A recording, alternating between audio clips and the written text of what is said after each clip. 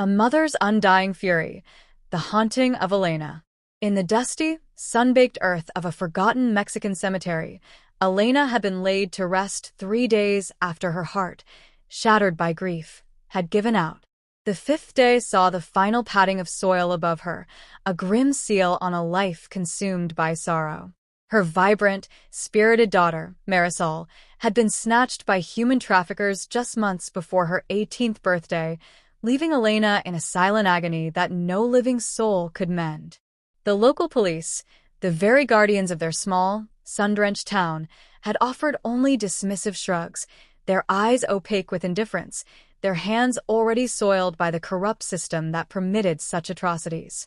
But death, it seemed, was merely a pause for Elena. On the dawn of what should have been Marisol's 18th birthday, a sound, so faint it was almost swallowed by the morning breeze, ripped through the profound silence of the cemetery. It was a keening wail, a desperate, soul-rending cry carried on the whispers of the wind. Marisol's cry. It reached Elena even in her cold, earthen embrace, resonating not just in her spirit, but in the very fibers of her decaying form. A jolt, primal and electric, surged through her, igniting a raw, maternal fury that defied the laws of life and death. Her eyes, long sunken into hollow pits, snapped open, burning with an unholy, terrifying light. The earth above her, firm and unyielding moments before, shuddered, then fissured, crumbling as a skeletal hand, impossibly strong, clawed its way to the surface. Elena hauled herself from the grave, a horrifying mosaic of bone and desiccated flesh. The tattered, worm-eaten remnants of her burial shroud clung to a body that was little more than stretched, grayish parchment over prominent cheekbones and ribs.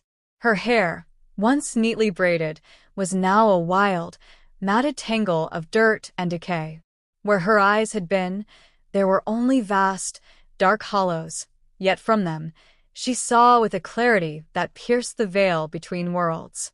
She was a specter of vengeance, a mother given back to the living, not as a translucent ghost, but as something sickeningly tangible, a true nightmare made flesh. The reek of damp earth and grave rot clung to her, a chilling perfume of her resurrection. Her hunt began in the oppressive shadows of the very town that had betrayed her. She moved like a wraith, silent and swift, each desiccated footfall barely stirring the dust, driven by the ceaseless echo of Marisol's scream. Her first target was a greasy, nervous man named Mateo, a local informant notorious for turning a blind eye to the whispers of disappearances, his pockets ever heavy with dirty money.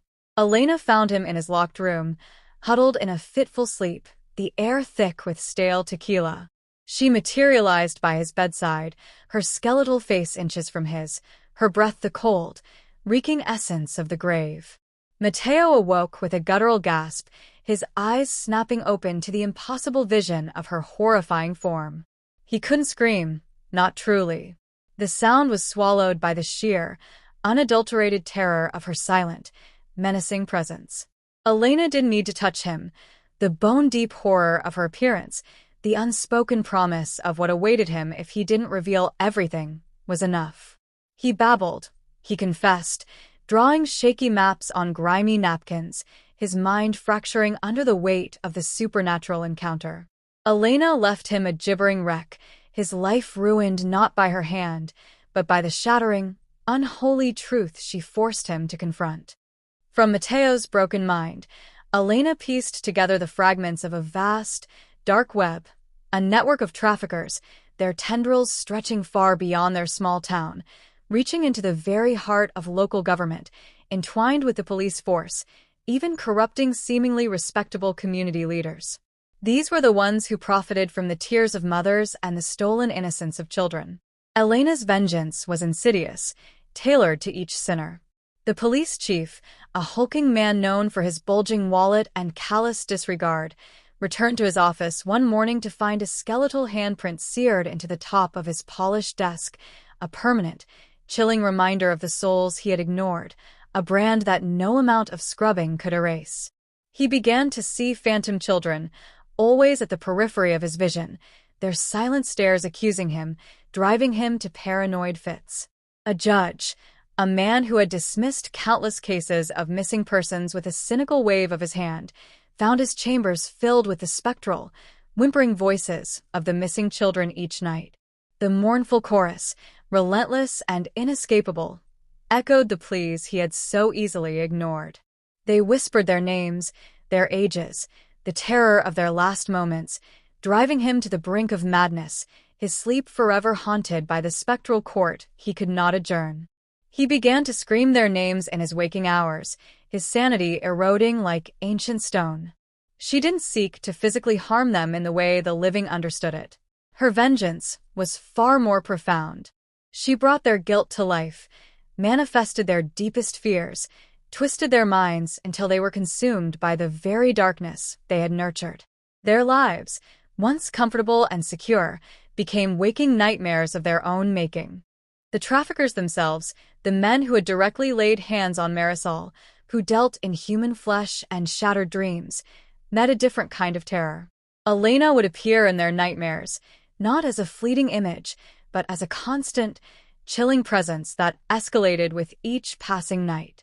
They would wake in cold sweats, seeing her skeletal form in every shadow, hearing Marisol's cries in every gust of wind, in the rustle of leaves, in the silence of their empty rooms. She became their living, breathing nightmare, a relentless specter of justice. She began to haunt their operations directly. A drug shipment meant to conceal a human cargo would inexplicably fall from a moving truck, scattering across the highway. Vehicles would break down in the most remote, dangerous locations, leaving them stranded. Crucial phone calls would be plagued by static that sounded eerily like children's whimpers. She'd sow discord and paranoia among them, twisting their words, making them see betrayal in each other's eyes, until their illicit business crumbled from within, each man turning on the other in a frenzy of fear and suspicion. Their carefully constructed enterprise, built on the suffering of others, began to fray under the relentless, supernatural pressure of a mother's undying love and horror-infused rage. Elena's ultimate goal was not just vengeance, but to save her daughter. With every forced confession, every terrified revelation, she pieced together the agonizing fragments of Marisol's journey, following the trail of pain and despair that led north, towards the border. The corrupt system, built on the suffering of others, slowly but surely began to unravel under the relentless, otherworldly pressure of a mother's quest. She was a chilling, skeletal beacon of hope in a world of profound darkness, a mother risen from the grave to reclaim what was hers, one haunted, terrified soul at a time. The whispers of the living dead guided her, and the terror of her presence cleared her path, leading her closer, ever closer, to her stolen child.